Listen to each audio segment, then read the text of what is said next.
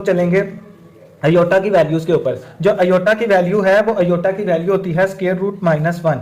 Aorta की original value होती है square root minus one. Iota का जो स्क्वायर है वो बराबर होता है माइनस वन। इन दो वैल्यूज को आपने याद रखना है कि अयोटा इज इक्वल्स होता है माइनस वन अंडर रूट और अयोटा स्क्वायर माइनस वन के इक्वल होता है। तो ये बेटा आप लोगों के पास हो गया जी कॉम्प्लेक्स नंबर के अब मतलब। अब देखिए जी कुछ बेसिक रूल्स हैं। अब मैं कहता हूँ जी अयोटा स्क्वायर की इधर लिखा अयोटा स्क्वायर होल की पावर सिक्स।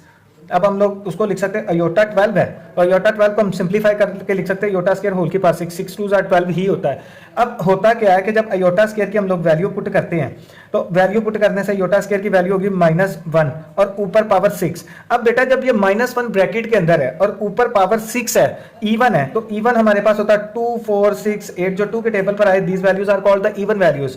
तो अगर उसकी पावर सिंगल टर्म है और साथ में माइनस है ऊपर पावर इवन आ गई है 2 4 6 8 10 तो अंदर वाला माइनस प्लस में तब्दील हो जाता है यानी कि ये प्लस का वन हो जाएगा और वन की पावर सिक्स वन ही होता है। लेकिन अगर ये होता माइनस वन की पावर फाइव, अगर माइनस वन की पावर फाइव होता तो ये पावर ऑड है 1 3 5 7 9।